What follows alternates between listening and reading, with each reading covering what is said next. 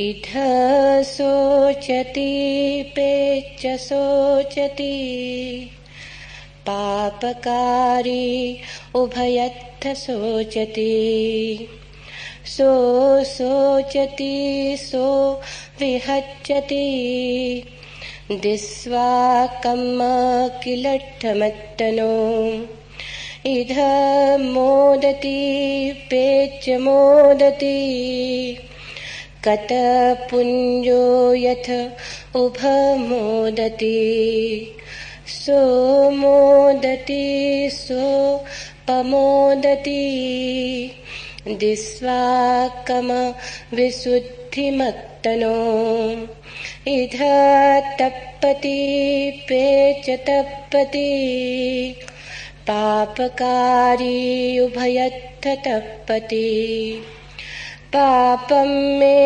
कटन्ति तप्पति भीयो तप्पति दुःखतिं गतो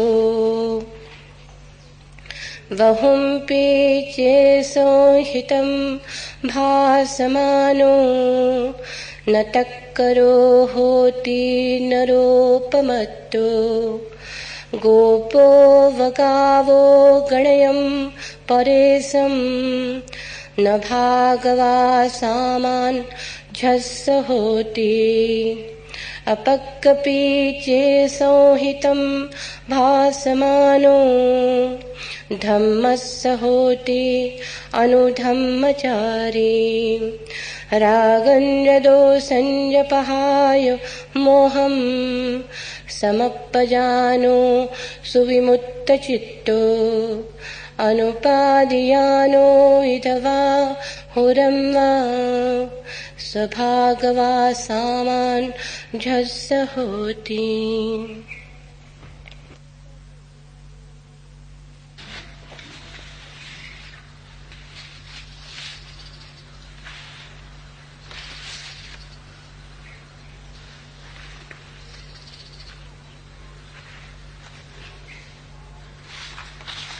जिंदगी क्या किसी मुफलिस की कबा है जिसमें हर घड़ी दर्द के पैबंद लगे जाते हैं। जिंदगी क्या किसी भिखारी का लबादा है जिसमें हर घड़ी दर्द के नए नए थेगड़े लगे जाते हैं। जिंदगी ने तो चाहा था कि तुम सम्राट बनो। जिंदगी भिखारी का लबादा नहीं है, लेकिन जिंदगी भिखारी का लबादा हो गई है। तुमने उसे भिखारी का लबादा बना दिया है। जिंदगी सम्राट पैदा करती है और आदमी भिखारी हो जाता है। सभी सम्राट की तरह पैदा होते हैं और मरते भिखारी की तरह। हर बच्चा संसार में एक नया साम्राज्य लाता है और हर बूढ़ा एक दुख की गाथा अपने साथ लिए विदा हो जाता है। जिंदगी का कुल जोड़ दुख हो जाता है। जिंदगी की भूल नहीं, जीने के ढंग में भूल है। जीने का ढंग ना आया, गलत ढंग से जिए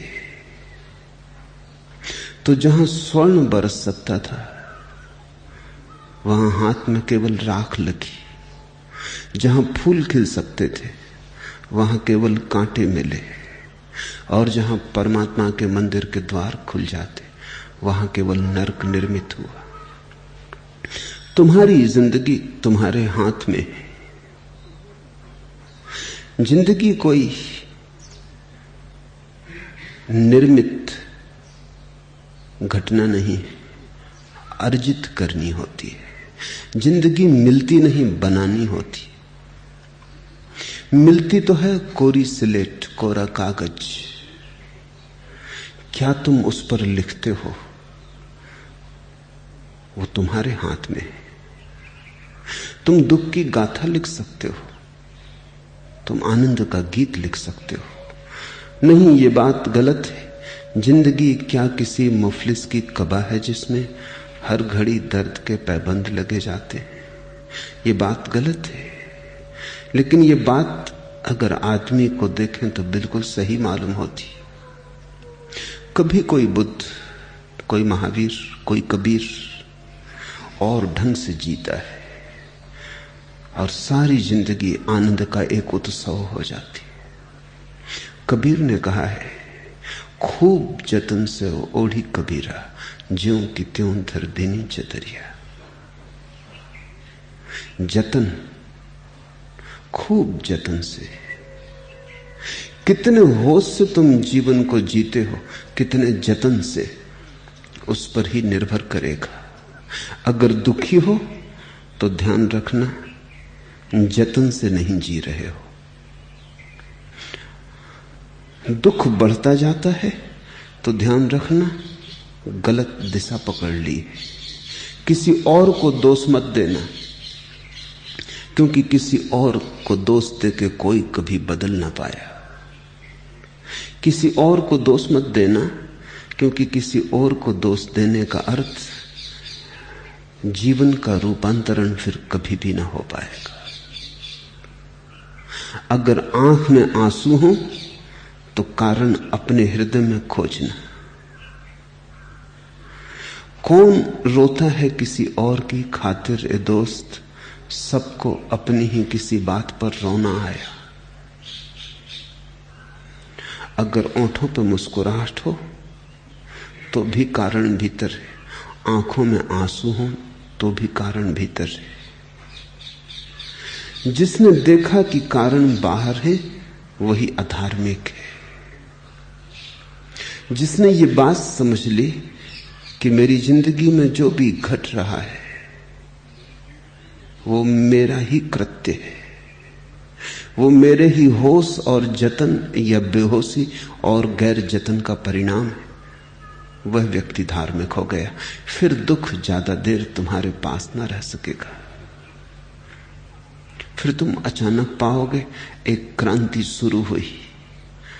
कल तक जो एक मुफलिस की कबा थी, एक भिखारी का वस्त्र थी, वही एक सम्राट का स्वर्णिम वस्त्र बनने लगी।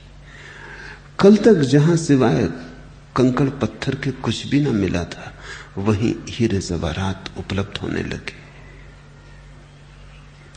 जहां से तुम गुजरे हो वहीं से बुद्ध भी गुजरते, पर देखने की आंख अलग अलग है, होश का ढंग अलग अलग है। दो तरह से आदमी जी सकता है। एक ढंग है ऐसे जीने का कि जैसे कोई नींद में जीता हो, मूर्छित जीता हो, चला जाता हो भीड़ में धक्के खाते, न तो पता हो कहां जा रहा है, न पता हो क्यों जा रहा है, न पता हो कि मैं कौन हूं। भीड़ में धक्के खा रहा हो और चला जा रहा हो, रुकना मुश्किल हो इसलिए चला जा रहा हो। रुककर भी क्या करेंगे, रुककर भी क्या होगा, इसलिए चला जा रहा हो। कुछ करने को नहीं है इसलिए कुछ किए जा रहा हो। एक तो जिंदगी ऐसी है बेहोश, और एक जिंदगी होश की है कि प्रत्येक कृत्य सुनियोजित है और प्रत्येक कृत्य सुविचारित है और प्रत्येक कृत्य के पीछे एक जागरण है, जानते हुए किया गया है, अनजाने नहीं किया गया, अचेतन से नहीं निकला है, अंधेरे से नहीं आया है, भीतर के होश से पैदा हुआ है। मूर्छा से हुआ कृत्य पाप है, बेहोशी से पैदा हुआ कृत्य पाप है। फिर चाहे संसार उसे पुण्य ही क्यों ना कहे, क्योंकि कृत्य कहां से पैदा होता है, इससे उसका स्वभाव निर्मित होता है। लोग क्या कहते हैं ये बात अर्थपूर्ण नहीं। राह पर तुमने एक भिखारी को दान दे दिया, लोग तो कहेंगे पुण्य किया, लेकिन अगर दान मूर्छा से निकला है, होश से नहीं निकला, तो पुण्य नहीं है, पाप है। तुमने दान अगर इसलिए दे दिया है कि 4 लोग वहां देखते थे और प्रशंसा होगी, दान किसी करुणा से नहीं आया है बल्कि अहंकार से आया है, तो पाप हो गया। तुमने अगर इसलिए दे दिया है कि देने की आदत हो गई है, इंकार करते नहीं बनता। देने में प्रतिष्ठा जुड़ गई है, इंकार करते नहीं बनता। लोग जानते हैं कि तुम दाता हो। मूर्छा से हाथ खीसे में चला गया और तुमने दे दिया। न तो देखी उस आदमी की पीड़ा, न देखा उस आदमी के मांगने का प्रयोजन।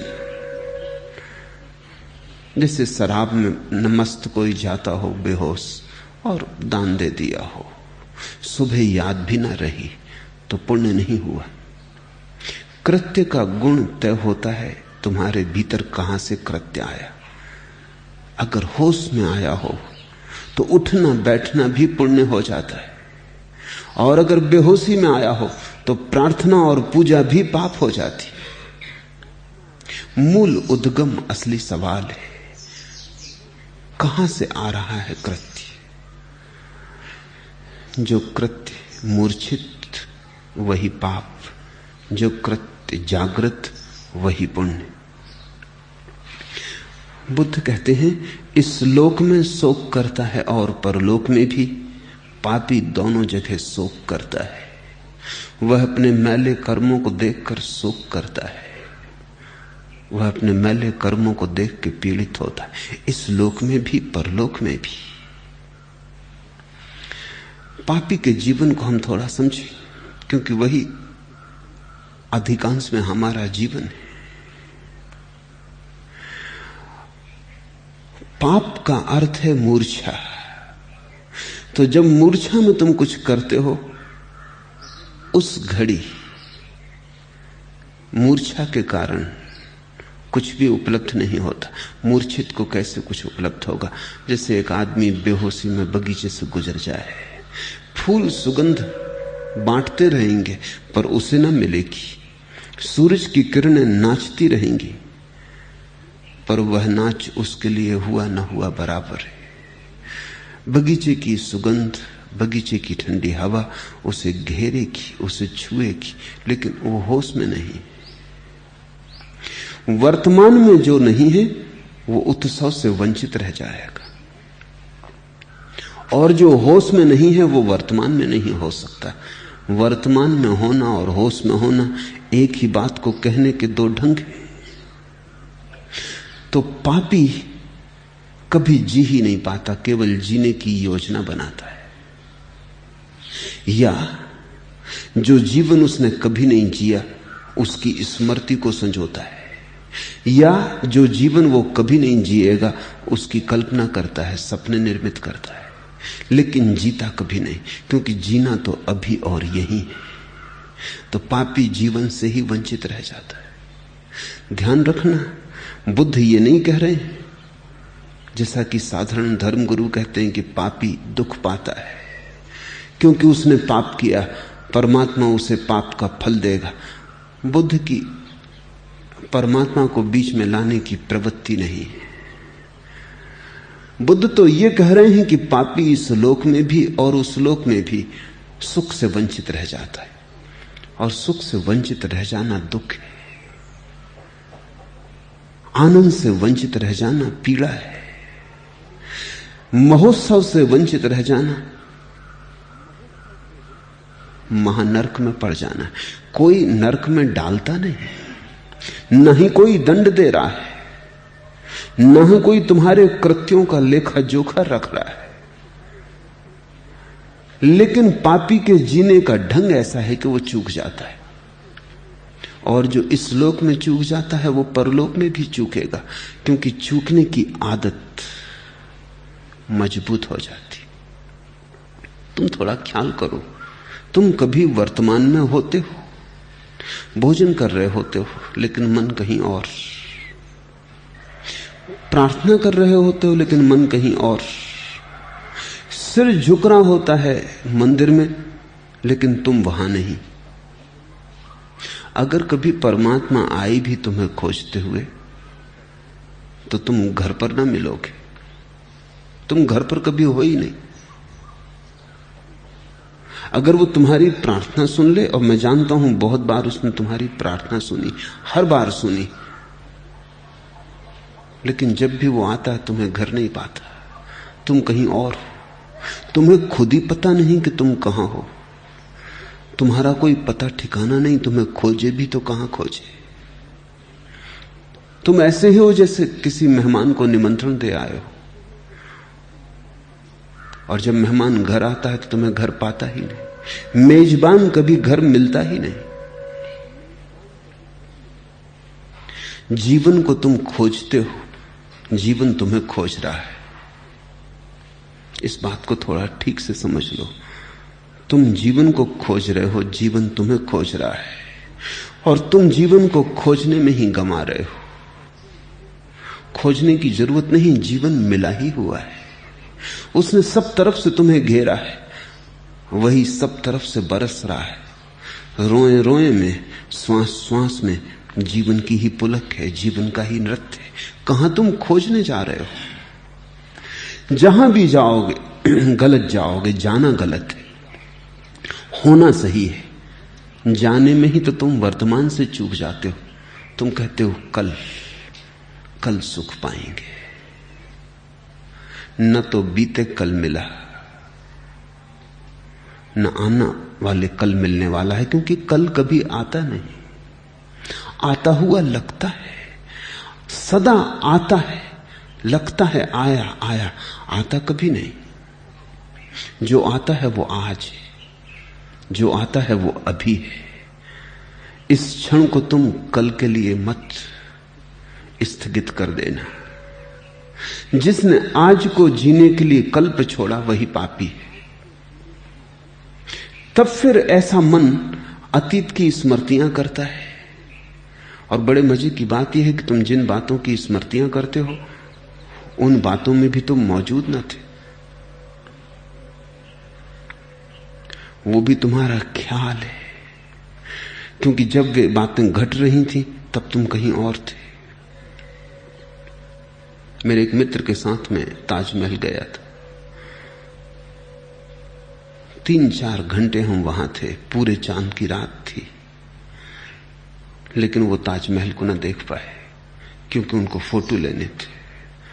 मैंने उनको कहा भी कि फोटो तो तुम्हारे घर गांव में ही मिलते थे, बिकते थे, इतने दूर आने की जरूरत न थी। और जो फोटो बाजार में मिलते हैं वो ज्यादा बेहतर फोटोग्राफरों ने लिए। तुम सिक्खड़ हो, तुम्हारे फोटोग्राफ का मतलब भी क्या? पर वो बोले कि नहीं, घर चल के शांति से देखेंगे। ताजमहल सामने, वो चित्र ले रहे हैं, वो घर चल के शांति से देखेंगे और तब वो सोचेंगे कैसा प्यारा ताजमहल। और वो कभी उन्होंने देखा नहीं, वो कैमरे ने देखा होगा, वो तो वहां थे ही नहीं, वो एल्बम बना रहे हैं। तुम कभी ख्याल किए कि तुम पीछे लौट लौट कर देखते हो बचपन कितना प्यारा था, पर बचपन में तुम वहां थे कि ताजमहल के फोटो लिए?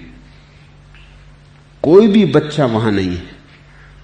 वो जवानी के सपने देख रहा है, वो बड़े होने की कामना कर रहा है, वो जल्दी जल्दी बड़ा हो जाना चाहता है, क्योंकि उसे लगता है बड़े बड़ा आनंद लूट रहे हैं, बड़ों के पास शक्ति है, सामर्थ्य है, मेरे पास कुछ भी नहीं। वो जल्दी में है, वो जल्दी बड़ा होना चाह रहा है। छोटे बच्चे खड़े हो जाते हैं कुर्सियों पर, अपने बाप से कहते हैं हम तुमसे बड़े हैं। वो बड़े होने की कामना उनमें गहरी हो गई। छोटे बच्चे सिगरेट पीने लगते हैं सिर्फ इसलिए कि सिगरेट बड़े का प्रतीक है, बड़े पी रहे हैं उसको, वो ताकतवर आदमी का सिंबल है, उसका प्रतीक है। बच्चे सिगरेट पीने लगते हैं क्योंकि उससे अकड़ मालूम होती है कि वो भी बड़े हो गए। मैं एक गांव में ठहरा हुआ था, सुबह सुबह घूमने गया था। एक छोटे बच्चे को मैंने आते देखा, इतनी सुबह, और बच्चा इतना छोटा, 6-7 साल से ज्यादा का ना रहा होगा, और उसका ढंग ऐसा कि मैं भी देखता रह गया। हाथ में एक छड़ी लिए था, बड़े बूढ़े की तरह चल रहा था, और उसने छोटी सी मूछ भी लगा रखी थी। जब मैंने उसे गौर से देखा तो वो भाग के एक वृक्ष के पीछे छिप गया। मैं उसके पीछे गया तो अपने घर में चला गया। मैं उसके पीछे उसके घर पहुंचा। उसने जल्दी से अपनी मूछ निकाल के खीसे में रख ली। मैंने पूछा कि मामला क्या है, तू कर क्या रहा है? उसके पास कोई उत्तर नहीं, शायद उसे भी पता नहीं। बड़े होने का ढोंग कर रहा है, बड़ा होने की आकांक्षा जग गई है। छोटे होने में पीड़ा है, सभी बड़े होना चाहते हैं। यही बच्चा कल बड़ा होकर बचपन की बातें करेगा कि बचपन स्वर्ग था। उस स्वर्ग के केवल चित्र लिए, वो स्वर्ग कभी जिया नहीं। बूढ़े हो जाओगे तब तुम जवानी के चित्रों का एल्बम देखोगे। वो जवानी भी तुमने कभी जी नहीं। जब वहां थे तब वहां थे नहीं। यही रोग पाप है। तुमसे बहुत और व्याख्याएं लोगों ने कही हैं पाप की, शायद किसी ने तुमसे ये व्याख्या ना कही हो। लोगों ने कहा है बुरा करना पाप है। मैं नहीं कहता, क्योंकि मैं मानता हूं बुरा करना तुम्हारे गलत होने से पैदा होता है, इसलिए वो गौण है। गलत होना पाप है, गलत करना नहीं। और जो ठीक हो गया उसके जीवन से पाप विदा हो जाते। इसलिए असली सवाल ठीक करने का नहीं है, असली सवाल ठीक होने का है। इस भेद को ध्यान में रख लेना, क्योंकि ये भेद बुनियादी है। अगर तुम गलत को ठीक करने में लग गए तो तुम जन्मों जन्मों तक गलत को ठीक करते रहोगे। गलत ठीक ना होगा, क्योंकि तुम गलत हो, वहां से और गलतियां पैदा होती रहेंगी। ये तो ऐसा ही है जैसा एक शराबी आदमी है, वो शराब पीना तो बंद नहीं करता, संभल के चलने की कोशिश करता है। सभी शराबी करते। तुमने अगर कभी शराब पी है तो तुम्हें पता होगा, जितने शराबी संभल के चलते कोई नहीं चलता। हालांकि वो गिरते हैं, मगर संभल के वो बहुत चलने की कोशिश करते। जिसने शराब नहीं पी है वो संभल के चलने की कोशिश ही क्यों करेगा? वो संभल के चलता ही है, इसकी कोशिश थोड़ी करनी होती है। जो होश में है उससे पुण्य होता ही है, पुण्य करना थोड़ी होता है। किया पुण्य भी 2 कौड़ी का हो जाता है। करने में ही तो अहंकार समा जाता है। जो होश में है उससे पुण्य ऐसे ही होता है जैसे बुद्ध कहते हैं, गाड़ी के पीछे चाक चले आते हैं, आदमी के पीछे छाया चली आती है। जो गलत है, बेहोश है, उससे पाप भी ऐसे ही होता है जैसे गाड़ी के पीछे चाक चले आते हैं। गाड़ी गुजरती है तो चाक के निशान रास्ते पर बन जाते, वो अपने आप हो जाते। तुम निशानों को पहुंचने में मत लग जाना, क्योंकि गाड़ी चलती ही जा रही। तुम निशान पहुंचते जाओगे, गाड़ी नए रास्ते पर नए निशान बनाती चली जाएगी। तुम छाया से मत लड़ने लगना, क्योंकि जब तक तुम ही नहीं खो गए हो, छाया कैसे खो जाएगी? जब तुम ही खो जाओगे तभी छाया खो जाएगी। बड़ी पुरानी कथाएं हैं जिनमें यह कहा है कि ज्ञान को उपलब्ध व्यक्ति की छाया नहीं बनती। उसका यह मतलब नहीं कि वो धूप में चलता है तो उसकी छाया नहीं बनती। उसका मतलब यही है कि ज्ञान को उपलब्ध व्यक्ति का कोई कृत्य नहीं रह जाता, सिर्फ अस्तित्व रह जाता है। वो होता है और उसका होना इतना महिमावान हो जाता है कि उसकी कोई रेखा नहीं छूटती। पुण्य की रेखा भी नहीं छूटती, क्योंकि जिसकी भी रेखा छूट जाए वही पाप हो गया। कृत्य बनता ही नहीं, कर्म होता ही नहीं। इसी को कृष्ण ने गीता में कहा है कि जब तुम फलाकांक्षा छोड़ दोगे तो तुम्हारा कर्म अकर्म हो जाता है, जैसे हुआ ही नहीं। जैसे पानी पर किसी ने लकीर खींची, खींच भी न पाई और मिट गई। पाप का अर्थ है इस ढंग से जीना कि जहां तुम हो वहां तुम नहीं हो, कहीं और, सदा कहीं और। बूढ़े हो जाओगे तब जवानी की सोचोगे, जवान हो गए तब बचपन की सोचोगे। जब तुम मरने की घड़ी से घिरोगे मृत्यु की सैया पर, तब तुम्हें जीवन की याद आएगी। ये बात विरोधाभासी लगती है मगर बड़ी सच है। बहुत लोग मर के ही पाते हैं कि जिंदा थे। जिंदगी में उनको कभी इसका पता ना चला, मरे तभी उनको अनुभव हुआ अरे जिंदा थे। बहुत लोग जब चीजें हाथ से छूट जाती हैं तभी होश से भरते हैं कि अरे हाथ में थी और चली गई। ये बड़ी आश्चर्य की बात है। और जब तक हाथ में नहीं आती कोई चीज तब तक भी वो काम ना करते, और जब हाथ से छूट जाती है तब भी याद करते, और जब हाथ में होती है तब उनके जैसे जीवन के द्वार बंद हो जाते हैं। यही पाप है। बुद्ध कहते हैं इस लोक में भी शोक करता है और परलोक में भी। पापी दोनों जगह शोक करता है। वो यहां भी चूक रहा है, वहां भी चूकेगा, क्योंकि चूकने का अभ्यास निरंतर गहन होता जा रहा है। तुम ये मत सोचना कि तुम्हें स्वर्ग मिल सकता है। मिल सकता होता तो अभी मिल सकता था। तुम ये मत सोचना कि स्वर्ग कल मिलेगा और मरने के बाद मिलेगा, क्योंकि स्वर्ग तो चारों तरफ मौजूद है, अभी और यहीं। इसी क्षण स्वर्ग वर्षा है तुम्हारे चारों तरफ, तुम्हें चारों तरफ से घेरा है स्वर्ग ने, पर तुम मौजूद नहीं हो। और तुम अगर आज मौजूद नहीं हो तो कल मरने के बाद तुम कैसे मौजूद हो सकोगे? मौजूद होने का कोई अभ्यास ही नहीं। मरने के बाद भी तुम वही होगे जो तुम हो। इसी को तो हम कहते हैं बार बार जन्म लोगे। बार बार जन्म लेने का अर्थ है तुम फिर वही हो जाओगे जो तुम थे। तुम दोहराओगे, तुम पुनरुक्ति करोगे। तुम्हारे जीवन में क्रांति ना होगी, पुनरुक्ति होगी। तुम्हारा जीवन रोज रोज नए का आविर्भाव ना होगा, केवल पुरानी राख का जमता जाना। तुम्हारा जीवन अंगार की तरह ना होगा, तुम्हारा जीवन राख के ढेर की तरह होगा। तुम वही करते रहोगे जो तुमने पहले भी किया है और भी पहले किया है। तुम अगर आज अचानक तुम्हारी आंख पे पट्टी बांध दी जाए और तुम्हें स्वर्ग में ले जाके छोड़ दिया जाए, क्या तुम सोचते हो तुम सुखी हो जाओगे? इसे थोड़ा विचारना। तुम स्वर्ग में भी सुखी ना हो सकोगे,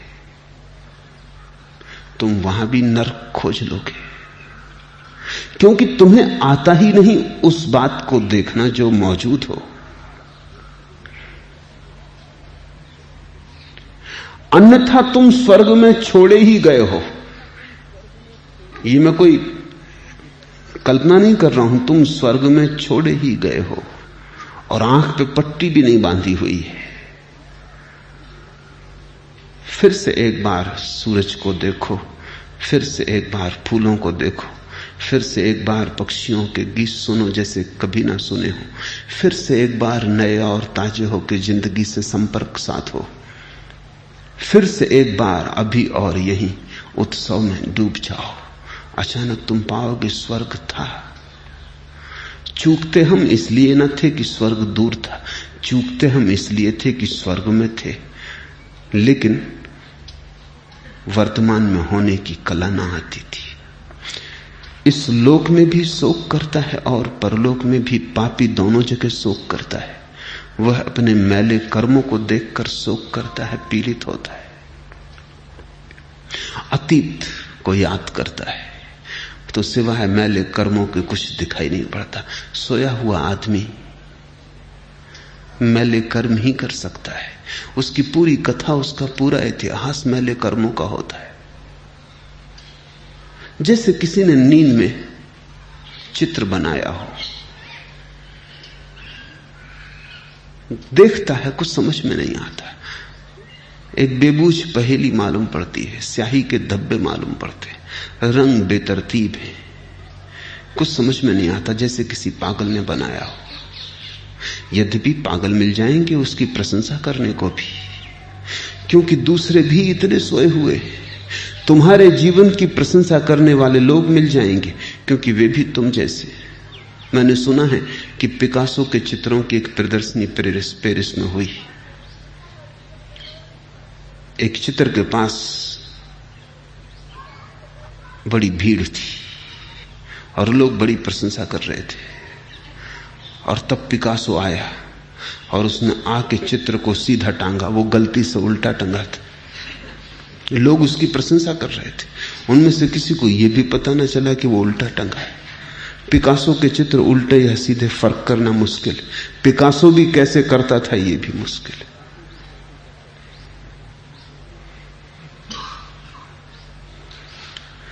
जैसे किसी पागल ने रंग डाले हो। कहा जाता है एक दफे एक अमरीकी करोड़पति ने पिकासो से 2 चित्र मांगे। कितना ही मूल्य देने को वो तैयार था। उसने नया भवन बनाया था, 2 चित्रों की जरूरत थी। पिकासो के पास एक ही चित्र तैयार था। वो भीतर गया, उसने कैंची से उसके 2 टुकड़े कर दिए। उसने लाके दोनों चित्र दे दिए और 2 चित्र के दाम ले लिए। पक्का करना मुश्किल है, पिकासो 4 भी कर देता तो भी पता नहीं चलता।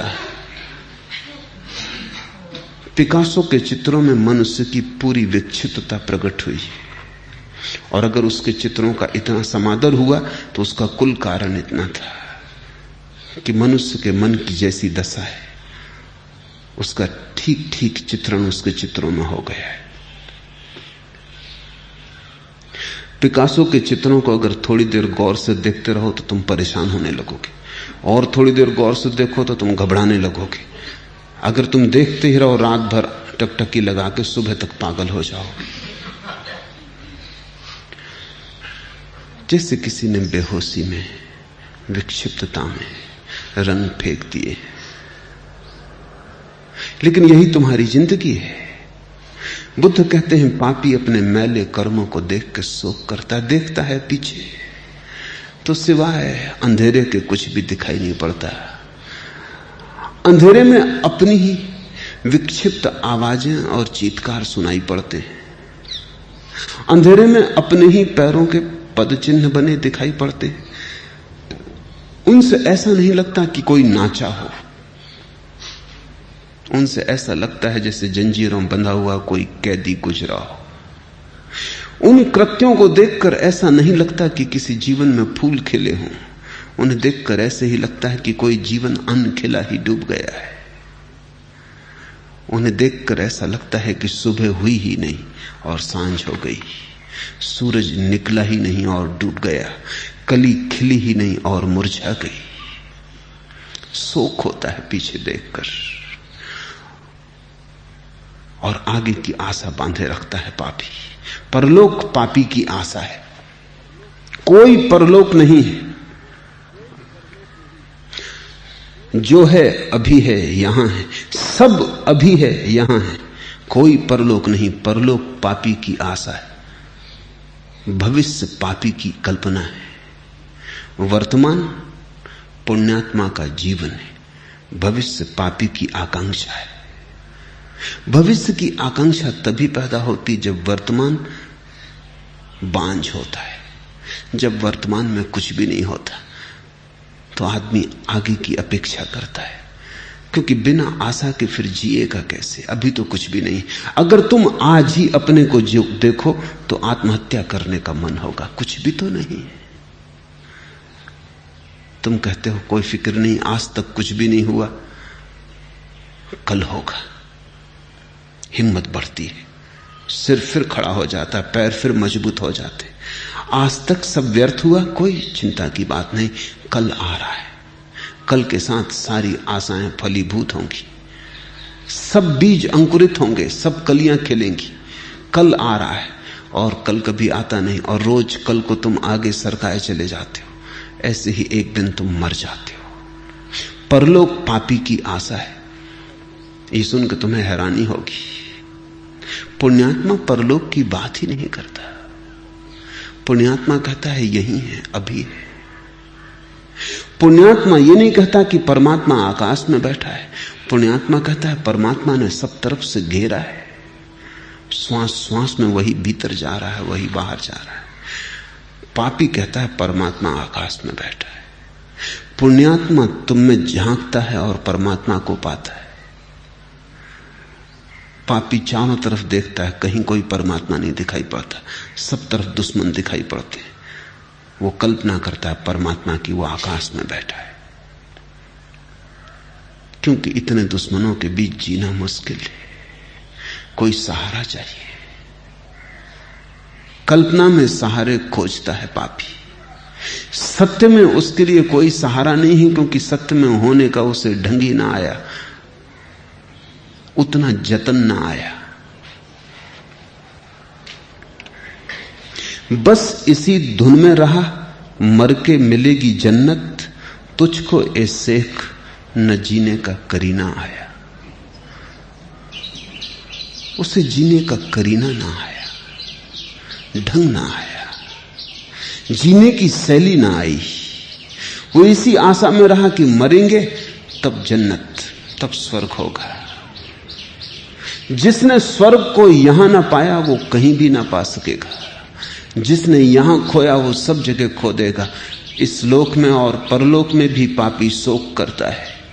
इस लोक में मुदित होता है और परलोक में भी। पुण्यात्मा दोनों लोक में मुदित होता है। ये बुद्ध के वचन बड़े प्यारे हैं।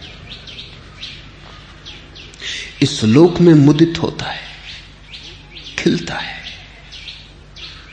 नाचता है, आनंदित होता है। इस लोक में मुदित होता है और परलोक में भी, क्योंकि परलोक इसी लोक का विस्तार है। परलोक इसी लोक की संतान है। परलोक इसी लोक से आता है, निकलता है, पैदा होता है। जैसे बीज से अंकुर निकलता है, जैसे मां के गर्भ से बेटा पैदा होता है, ऐसे ही वर्तमान से भविष्य पैदा होता है। इसी लोक से, इसी क्षण से आने वाला क्षण आ रहा है। इसी क्षण में छिपा है। जैसे बीज में वृक्ष छिपा है, ऐसा वर्तमान में भविष्य छिपा है। इस लोक में परलोक छिपा है, पदार्थ में परमात्मा छिपा है। इस लोक में मुदित होता है, परलोक में मुदित होता है। पुण्यात्मा दोनों लोक में मुदित होता है।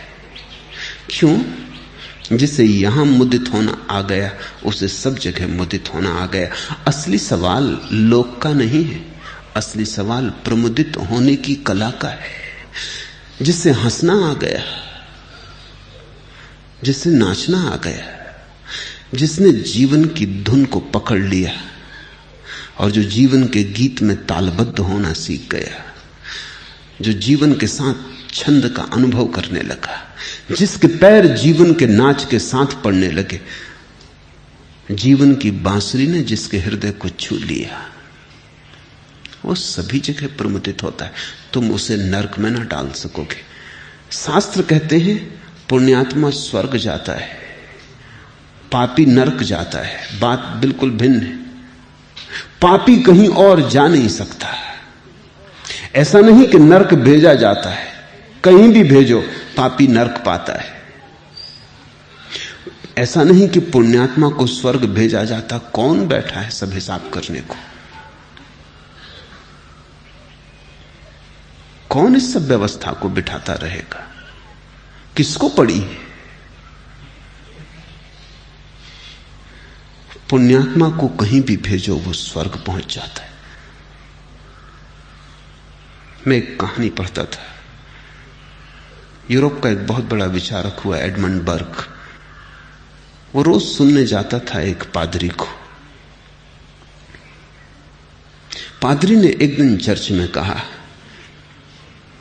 कि जो लोग पुण्यात्मा हैं और परमात्मा में भरोसा करते हैं वो स्वर्ग जाते हैं। एडमंड बर्ग खड़ा हो गया। उसने कहा मुझे एक बात पूछनी। आपने दो बातें कही कि जो लोग पुण्यात्मा हैं और परमात्मा में भरोसा करते वो स्वर्ग जाते हैं। मैं पूछता हूं कि जो लोग पुण्यात्मा हैं और परमात्मा में भरोसा नहीं करते वो कहां जाते? और मैं ये भी पूछना चाहता हूं कि जो परमात्मा में भरोसा करते हैं और पुण्यात्मा नहीं वो कहां जाते? एडमंड बर्ग की जिज्ञासा एकदम प्रमाणिक थी। पादरी भी ठगा सा रह गया। अब क्या कहे?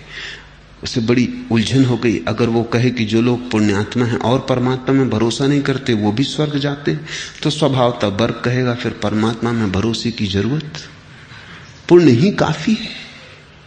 और अगर मैं कहूं कि जो लोग पुण्यात्मा हैं और परमात्मा में भरोसा नहीं करते वे स्वर्ग नहीं जाते, तो वर्ग कहेगा तो फिर पुण्य की झंझट में पड़ने की क्या जरूरत, परमात्मा में भरोसा काफी है। पादरी ने कहा मुझे तुमने उलझन में डाल दिया, थोड़ा मुझे सोचने का समय दो। कल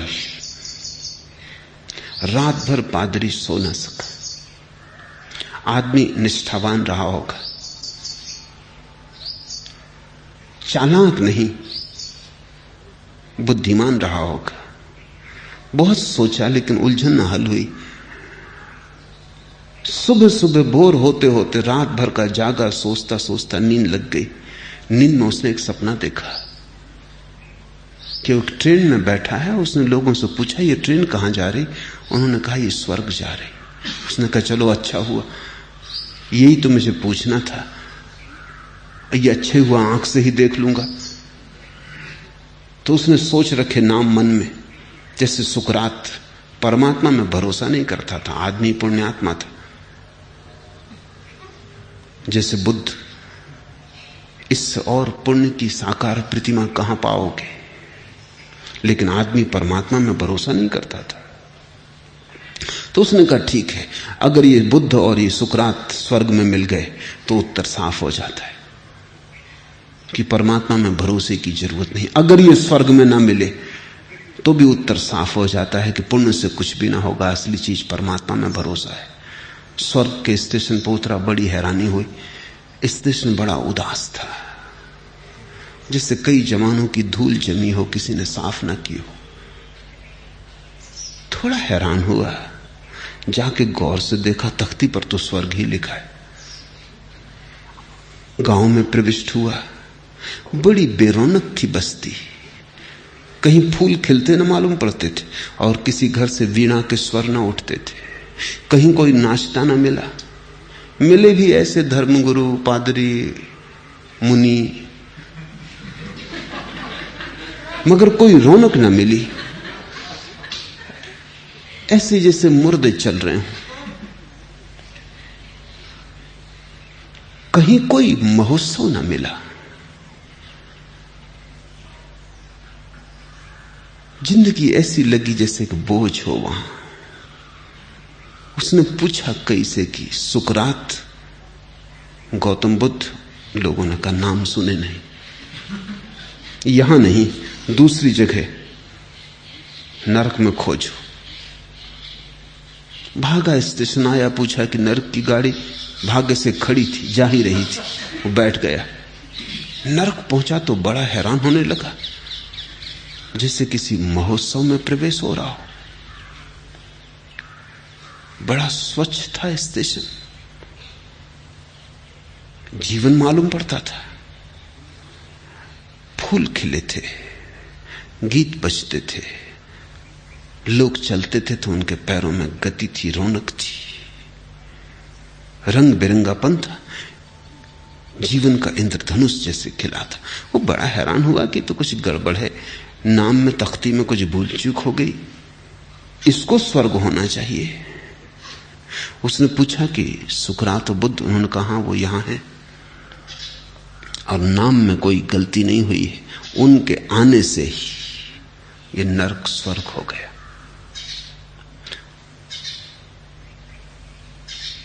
नींद खुल गई उसकी, घबराहट में नींद खुल गई कि ये क्या मामला है। सपना तो खो गया।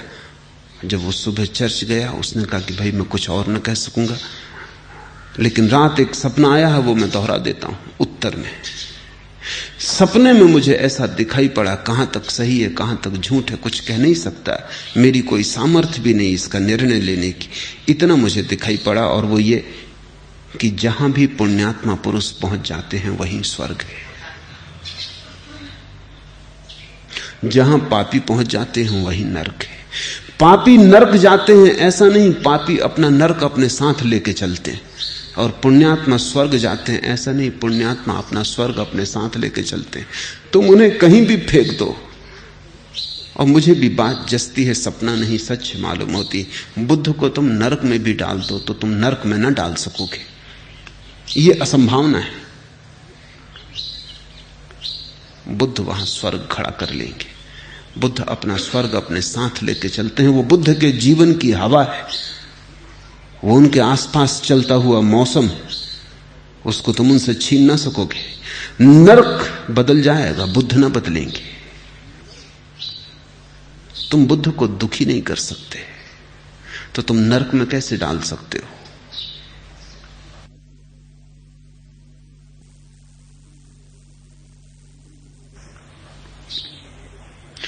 तुम तुम्हारे तथाकथित धर्म गुरुओं को सुखी नहीं कर सकते, तुम स्वर्ग कैसे भेज सकते हो?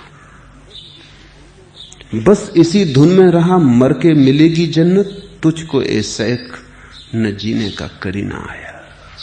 हे धर्मगुरु, तुझे जीने का करीना ना आया। तू इसी आशा में रहा कि मर के मिलेगा स्वर्ग। जिसने जीते जी स्वर्ग न पाया वो मर के कैसे पालेगा? जब जीते जी चूक गए तो मुर्दा होके कैसे पालोगे? स्वर्ग तो होता है तो जीवन से जुड़ता है, मौत से नहीं। स्वर्ग होता है तो जीवन से निकलता है, मौत से कैसे निकलेगा? स्वर्ग मरघटों में नहीं है। स्वर्ग वहां है जहां जीवन नाचता है हजार हजार रंगों में। स्वर्ग वहां है जहां जीवन की धुन बज रही है हजार हजार स्वरों में। स्वर्ग वहां है जहां तुम जितने गहरे जीवंत हो जाते हो। स्वर्ग सिकुड़ना नहीं है, फैलाव है। इसलिए हिंदुओं ने अपने परम सत्य को ब्रह्म कहा। ब्रह्म का अर्थ होता है विस्तीर्ण। ब्रह्म का अर्थ है जो फैलता ही गया है, जिसकी कोई सीमा नहीं आती। तुमने कभी ख्याल किया, दुख सिकुड़ता है, आनंद फैलता है। दुख का स्वभाव है सिकुड़ना। जब तुम दुखी होते हो तब तुम चाहते हो द्वार दरवाजे बंद करके बैठ जाओ, कोई मिलने ना आए, किसी से बात ना करनी पड़े, बाजार ना जाना पड़े। तब तुम अपने को बंद कर लेना चाहते हो, सिकुड़ के पड़ जाना चाहते हो बिस्तर में। अगर बहुत ही दुखी हो जाता आदमी तो मरने की चेष्टा करने लगता है, कब्र में समा जाना चाहता ताकि फिर कभी कोई दोबारा ना मिले, अकेला हो जाऊं। इसलिए दुखी आदमी आत्मघात कर लेता है। लेकिन जब सुख भरता है, जब महासुख उतरता है, जब तुम नाचते होते हो, तब तुमसे कोई कहे घर में बैठो, तुम कहोगे नहीं, अभी तो जाना है, अभी तो बांटना है, अभी तो फैलना है। तुमने देखा महावीर और बुद्ध जब दुखी थे जंगल भाग गए, लेकिन जब आनंदित हुए, जब उतरा अमृत उनके जीवन में, लौट आए वापिस बस्ती में। इस पर किसी ने कभी कोई सोचा नहीं कि जब वो दुखी थे तब जंगल भाग गए थे अकेले में। उसकी बड़ी कथाएं शास्त्रों में है कि उन्होंने सब छोड़ दिया और जंगल चले गए। लेकिन इस संबंध में शास्त्र कुछ भी नहीं कहते कि एक दिन उन्होंने जंगल छोड़ दिया और बस्ती में वापस आ गए। वो दूसरी घटना और भी महत्वपूर्ण है, क्योंकि जब आनंद उनके जीवन में उतरा तो बांटने का भाव भी आया। आनंद के साथ आती है करुणा, आनंद के साथ आती है एक अभीप्सा की बांटो, लुटो, जो मिला है उसे दूसरों को दे दो। क्योंकि आनंद का एक स्वभाव है, बांटो बढ़ता है, न बांटो घटता है, लुटाओ बढ़ता है, छिपाओ मरता है। ब्रह्म हमने नाम दिया है परम सत्य को, सच्चिदानंद कहा है और ब्रह्म कहा है। ब्रह्म का अर्थ है जो विस्तीर्ण होता चला गया है, जो कहीं सिकुड़ता ही नहीं, जो फैलता ही चला जाता है, विस्तार जिसका स्वभाव है। जीवन जब तुम्हारा खिलता है तो फूल की तरह फैलता है, सुगंध लुटती है। जब तुम मुरझाते हो दुख में तो बंद हो जाते हो, सिकुड़ जाते हो, जड़ हो जाते हो, प्रवाह रुक जाता है। इसे ध्यान रखना। इस लोक में मुदित होता है, मुदित शब्द बड़ा महत्वपूर्ण है। ये फूल की दुनिया से आया हुआ शब्द है, प्रमुदित। मुदित का अर्थ होता है खिलना, फूलना, फैलना। इस लोक में मुदित होता है। मुदित शब्द की ध्वनि भी खिलाने वाली है,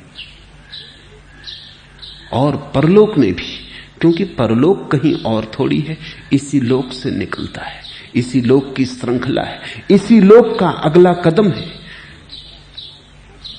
तुम्हारा आध्यात्मिक जीवन तुम्हारे सांसारिक जीवन का ही अगला कदम, तुम्हारा मंदिर तुम्हारे घर का ही अगला कदम है। घर के खिलाफ जो मंदिर है वो मंदिर मंदिर नहीं, संसार के खिलाफ जो अध्यात्म है वो अध्यात्म नहीं, आज के खिलाफ जो कल है वो झूठा है, इस लोक के खिलाफ जो परलोक है वो परलोक सिर्फ तुम्हारी आकांक्षाओं में, सपनों में होगा, सत्य में नहीं। क्योंकि सत्य में तो सब जुड़ा है। तुम्हारा घर और मंदिर एक ही जीवन यात्रा के दो पड़ाव हैं, संसार और परमात्मा एक ही यात्रा के दो कदम। इस लोक में मुदित होता है और परलोक में भी। पुण्यात्मा दोनों लोक में मुदित होता है। वह अपने कर्मों की विसिद्धि को देखकर मुदित होता है, प्रमुदित होता है। और जब तुम लौटकर पीछे देखते हो, अगर तुम्हारे जीवन के ढंग में रोशनी रही हो, अगर जतन पूर्वक तुम जिए हो, अगर होश पूर्वक तुमने कदम उठाए, तो तुम जब लौट कर देखते हो तो एक प्रकाश से भरी यात्रा, हर कदम पर हीरे जड़े, और तुम्हारे कदमों में शराबी की डगमगाहट नहीं दिखाई पड़ती, होश की स्थिरता मालूम होती। और यात्रा सिर्फ यात्रा नहीं मालूम होती, तीर्थ यात्रा मालूम होती। तो लौट के भी पुण्यात्मा प्रमुदित होता है। पीछे भी स्वर्ग था, आगे भी स्वर्ग है, क्योंकि अभी स्वर्ग है। जिसका स्वर्ग अभी है उसके दोनों तरफ स्वर्ग फैल जाता है, और जिसका स्वर्ग अभी नहीं है उसके दोनों तरफ नरक फैल जाता है। इस क्षण में सब कुछ निर्भर है। ये क्षण निर्णायक है। इस लोक में संतप्त होता है और परलोक में भी। पापी दोनों लोक में संतप्त होता है। मैंने पाप किया कह कह के संतप्त होता है। दुर्गति को प्राप्त कर वह फिर संतप्त होता है। भले ही कोई बहुत सी संहिता कंठस्थ कर ले, लेकिन प्रमादवश उसका आचरण न करे तो वह दूसरों की गौएं गिनने वाले ग्वाले के समान है, और वह सामान्य का अधिकारी नहीं होता।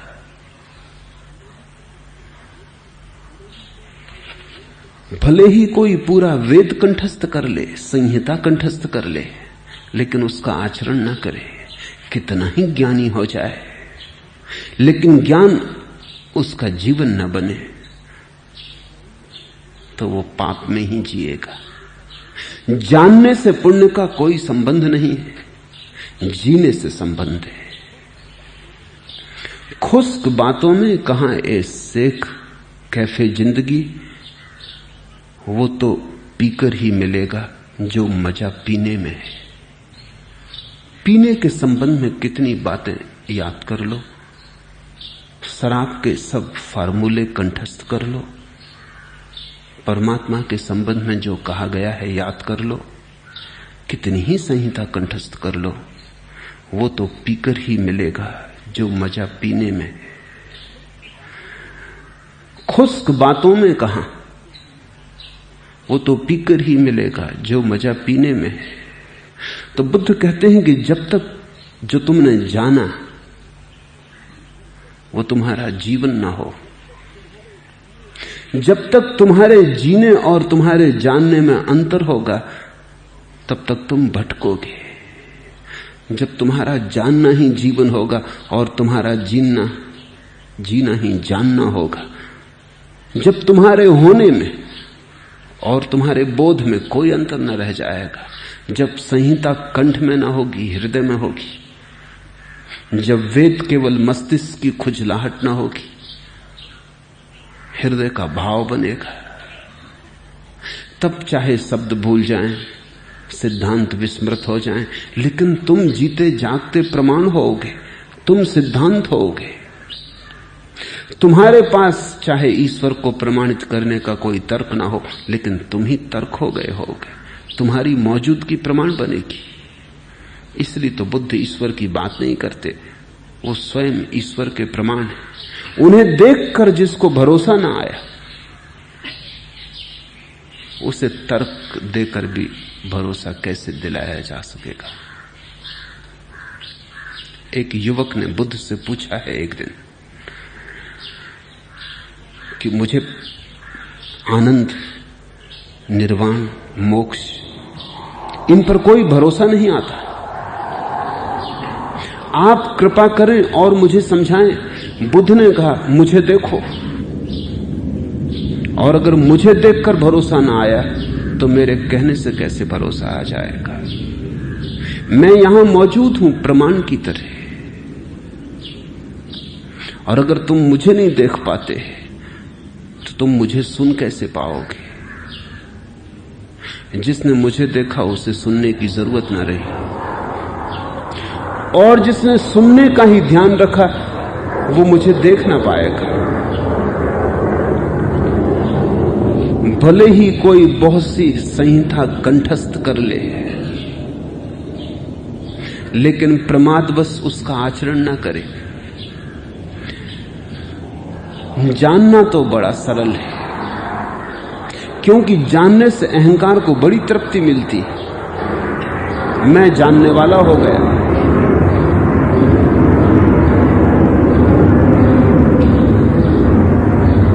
मुझे चारों वेद याद हैं, दूसरे अज्ञानी हैं, मैं ज्ञाता हूं।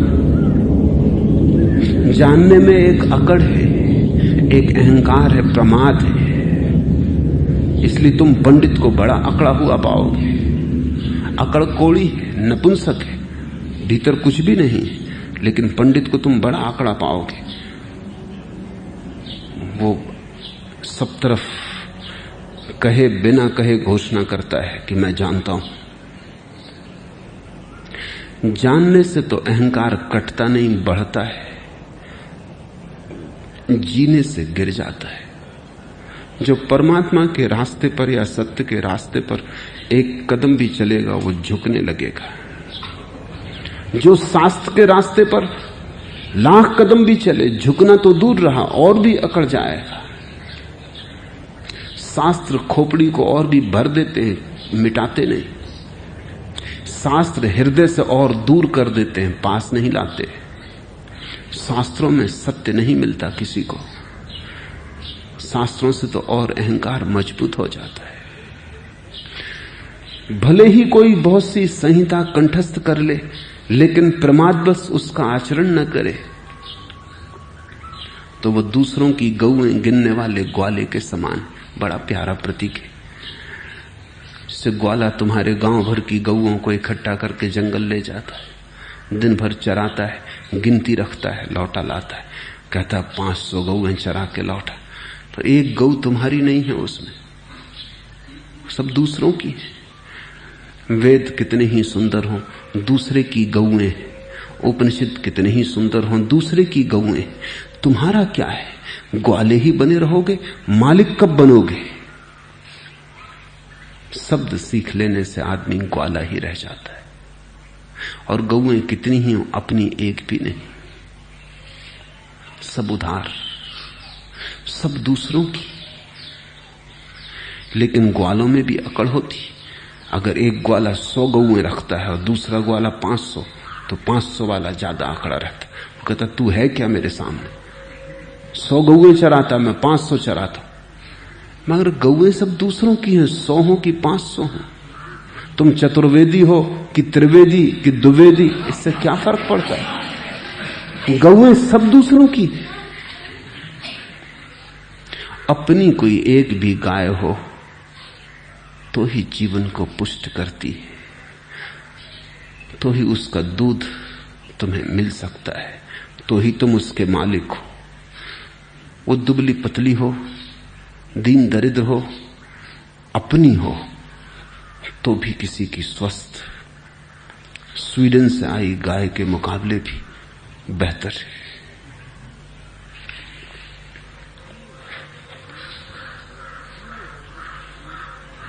पीने वाले एक ही दो हों तो हों, मुफ्त सारा मैं कदा बदनाम है। ज्ञानी बहुत दिखाई पड़ते हैं, पीने वाले एक ही दो हों तो हों। वेद के जानने वाले, उपनिषद कुरान के जानने वाले बहुत हैं। पीने वाले एक ही दो हों तो हों, मुफ्त सारा मैं कदा बदनाम है। शराब घर में जितनों को तुम बैठा देखते हो, सबको पीने वाले मत समझ लेना। उनमें से कई तो पानी ही पी रहे हैं और नाटक कर रहे हैं। नाटक कर रहे हैं कि गहरे नशे में, और पानी पी के सिर हिलाने से कुछ भी नहीं होता। ज्ञान के मैखाने में सत्य की शराब जहां बिकती मिलती, वहां पीने वाले बहुत मुश्किल से कभी एक दो मिलेंगे, क्योंकि पीने वाले को मिटना पड़ता है। वो रास्ता खतरनाक है, जोखम का है, जुआरी का है। तो बहुत से तो केवल पीने का बहाना करते, डगमगा के चलते, नाटक करते। पंडितों को गौर से देखना, शराब कभी पी ही नहीं। शराब का शास्त्र कंठस्थ किया है और उसी से मतवाले होके चल रहे हैं। बातचीत सुनी है, नशा छा गया है। इस नशे की भ्रांति में मत पड़ना।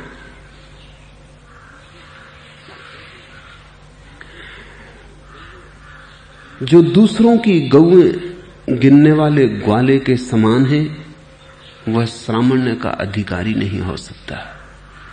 इस शब्द को थोड़ा समझ लेना जरूरी है। भारत के पास दो शब्द हैं, ब्राह्मण और श्रमण। कभी ब्राह्मण शब्द बड़ा अनूठा था। उसका अर्थ था जिसने ब्रह्म को जाना, लेकिन फिर शब्द गिरा, पतित हुआ। फिर उसका अर्थ इतना ही हो गया कि जो शास्त्रों का जानकार है, ब्राह्मण कुल में पैदा हुआ है, ब्रह्म के जानने से उसका कोई संबंध न रहा। वो शब्द पतित हो गया, उसका अर्थ खो गया। उद्दालक ने अपने बेटे श्वेतकेतु को कहा है कि ध्यान रख, हमारे घर में बस कहलाने वाले ब्राह्मण पैदा नहीं हुए, हमारे घर में सच में ही ब्राह्मण पैदा हुए। तो तू याद रखना, कहीं तू ये मत समझ लेना कि तू ब्राह्मण कुल में पैदा हुए इसलिए ब्राह्मण हो गया। ब्राह्मण होना पड़ेगा। ब्राह्मण कुल में पैदा होने से कोई ब्राह्मण होता है? ब्रह्म को जानने से कोई ब्राह्मण होता है। ब्रह्म के कुल में जब तुम पैदा हो जाओ, जब तक ब्रह्म ही तुम्हारा कुल न हो जाए, जब तक ब्रह्म की कोख से ही तुम पुनरुज्जीवित न हो, पुनर्जन्म न लो, तब तक ब्राह्मण के घर में पैदा होने से कोई ब्राह्मण नहीं होता। लेकिन ये हो गया था। सभी शब्दों के साथ ऐसा ही होता है। तो बुद्ध और महावीर को एक नया शब्द खोजना पड़ा। वो शब्द है श्रमण। वो ब्राह्मण की विपरीत है। श्रमण का अर्थ होता है जिसने श्रम करके अर्जन किया है ज्ञान को, उधार नहीं लिया। जैसे ब्राह्मण के घर में पैदा होकर वेद कंठस्थ नहीं कर लिया है, बल्कि जिसने वेद को जिया और जाना है, श्रम से आया है श्रमण। श्रमण का अर्थ होता है जिसने अर्जित किया है ज्ञान, उधार बासा चुराया नहीं, किसी और की जूठन इकट्ठी नहीं कर ली है। वो चाहे जूठन फिर ऋषियों की ही क्यों ना हो, इससे क्या फर्क पड़ता है, जूठन जूठन है। जिसने अपने जीवन सत्य को स्वयं ही पहचाना है, साक्षात्कार किया है, श्रम से जिसने अर्जित किया है, वो श्रमण। तो बुद्ध कहते हैं जो दूसरों की गौएं गिनने वाले ग्वाले के समान है, वो श्रामण्य का अधिकारी नहीं होता। वो भला ब्राह्मण अपने को कहता रहे, लेकिन श्रमण हम उसको न कहेंगे। फिर श्रमण की भी वही दुर्गति हो गई, सभी शब्दों की वही गति हो जाती है। अब जैन मंदिरों में, बौद्ध विहारों में श्रमण बैठे, वो वैसे हो गए जैसे ब्राह्मण थे। उन्होंने कुछ जाना नहीं, बुद्ध के शब्द कंठस्थ कर लिए, महावीर की वाणी कंठस्थ कर ली। खुद कोई अनुभव नहीं है, कोई एक किरण भी नहीं उतरी अनुभव की। शब्दों का अंधेरा है, अनुभव की एक किरण नहीं। शास्त्रों की बड़ी भीड़ है, बोझ, लेकिन शून्य का एक भी स्वर नहीं। तो दब गए हैं शास्त्रों से, लेकिन शून्य की मुक्ति जो ब्राह्मण की दुर्गति हुई थी वही अब श्रमण की हो गई, सभी शब्दों की हो जाती। क्योंकि जल्दी ही आदमी को यह समझ में आ जाता है मुफ्त ज्ञान, चुराया ज्ञान इकट्ठा कर लेना सस्ता है, उसमें दांव पे कुछ भी नहीं लगाना पड़ता। कूड़ा करकट कहीं से भी इकट्ठा कर लाए। लेकिन अगर ज्ञान स्वयं पाना हो तो अपने को गंवाना पड़ता है। जो अपने को खोने को राजी है वही सत्य को पाने का अधिकारी होता है, वही श्रामण्य का अधिकारी होता है, वही ब्राह्मण कहलाने का हकदार होता है। भले ही किसी को थोड़ी सी ही का आचरण हो, राग द्वेष और मोह को छोड़कर सम्यक ज्ञान और विमुक्त चित्त वाला हो, तथा इस लोक और परलोक में किसी भी चीज के प्रति निरभिलाष हो, तो वह श्रामण्य का अधिकारी होता है।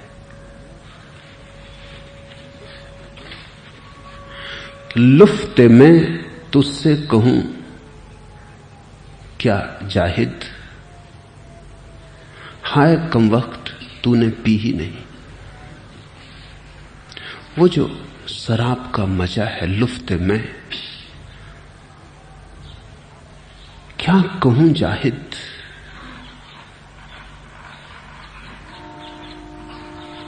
ने पी नहीं। इतना ही फर्क है जानने और जीने में। कितनी ही हम ब्रह्म की चर्चा करें, अगर तुमने भी थोड़ा स्वाद नहीं लिया बात जमेगी नहीं।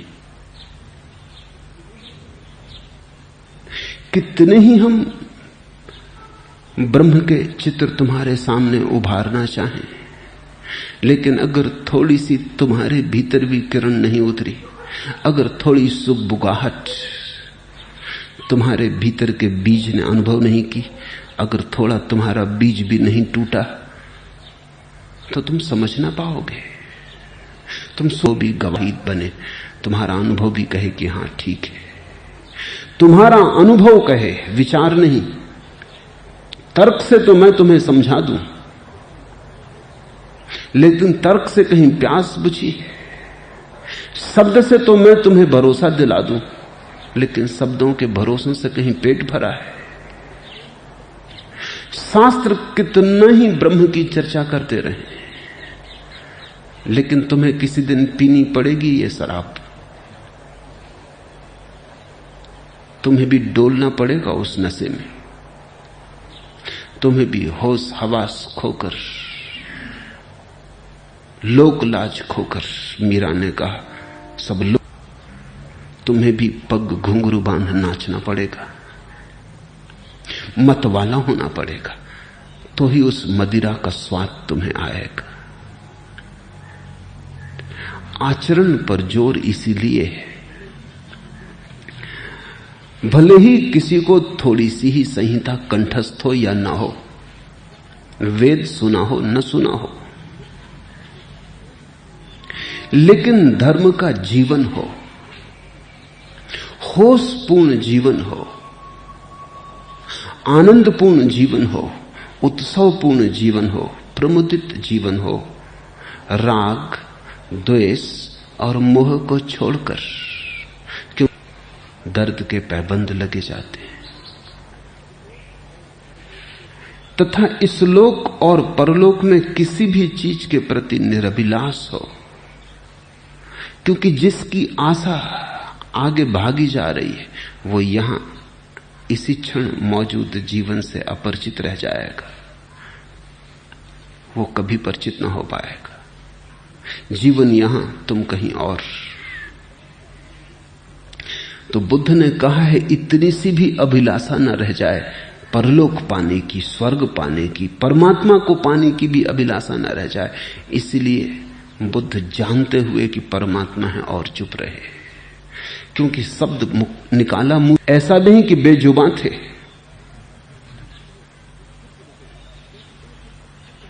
चुप रहे क्योंकि तुमसे कुछ भी कहो तुम तत्क्षण उसे अपनी वासना का विषय बना लेते हो।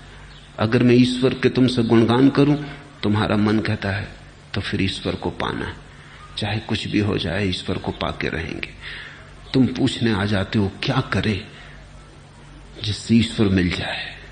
ईश्वर भी तुम्हारी वासना बन जाता है, जबकि लाख तुम्हें समझाया जा रहा है कि जब तुम निर्वासना हो जाओगे तब ईश्वर अपने आप आ जाता है, तुम्हें उसे खोजने जाना नहीं पड़ता। मोक्ष का अर्थ है जब तुम में कोई अभिलाषा न रहेगी और तुम मोक्ष की ही अभिलाषा करने लगते हो। तमन्ना आरजू क्यों कर कहूं कि कोई तमन्ना नहीं मुझे। अमीर के ये शब्द हैं बड़े महत्वपूर्ण। बाकी अभी है तर्क तमन्ना की आरजू, अभी इच्छा एक है बाकी कि सब इच्छाएं छूट जाएं। तर्क तमन्ना की आरजू, सब तमन्नाएं मिट जाएं, ये एक तमन्ना अभी बाकी है। क्यों कर कहूं कि कोई तमन्ना नहीं मुझे, इसलिए अभी कैसे कह सकता हूं कि मेरी अब कोई वासना नहीं। एक वासना अभी मेरी शेष है। अमीर ने जरूर बुद्ध को समझ के ये कहा होगा, इतनी भी वासना न रह जाए, ज्ञान की ध्यान की कोई वासना न रह जाए। क्यों? क्योंकि वासना का स्वभाव ही तुम्हें जीवन से वंचित करवाना है। वासना का अर्थ है चुकाना, जो यहां था उससे हटा देना। वासना का अर्थ है तुम्हें गैर मौजूद करना, तुम्हें कहीं और ले जाना। और जीवन यहां था। जब जीवन तुम्हारे द्वार पर दस्तक दे रहा था तब वासना तुम्हें किन्हीं और ध्वनियों को सुनने को प्रेरित करती है। वो जो द्वार पर दस्तक पड़ती है वो तुम चूक जाते हो।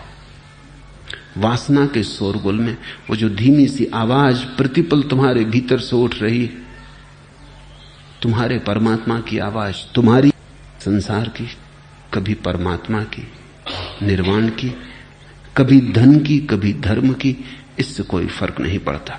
धर्म की वासना उतनी ही वासना है जितनी धन की। मोक्ष की कामना उतनी ही कामना है जितनी कोई और कामना।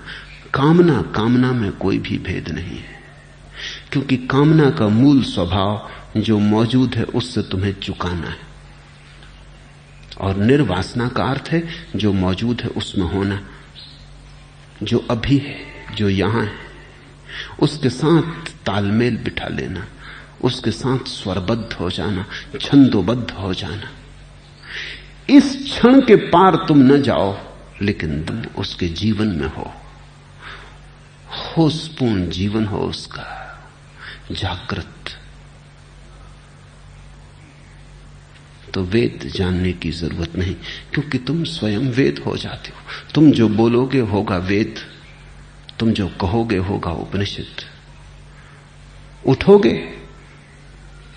पैदा हो जाएंगी भगवत गीताएं, बैठोगे कुरान जन्म जाएंगे, क्योंकि तुम्हारे भीतर परमात्मा छिपा है। किन्हीं ऋषियों ने उसका ठेका नहीं लिया है। तुम ऋषि होने की क्षमता लेकर पैदा हुए हो। अगर तुम न हो पाए तो तुम्हारे अतिरिक्त कोई और जिम्मेवार नहीं रह जाए, और फूल न खिल पाए तो किसी और को जिम्मेवार मत ठहराना। तुम्हारे अतिरिक्त न तुम्हारा कोई मित्र है और न कोई शत्रु। तुम्हारे अतिरिक्त न तुम्हें कोई मिटा सकता न कोई बना। तुम्हारे अतिरिक्त न कोई दुख है न कोई सुख। तुम ही नरक हो तुम्हारे, तुम ही स्वर्ग। ऐसा बोध तुम्हारे भीतर जन्मे तो श्रामण्य का अधिकार मिलता है। आज इतना ही।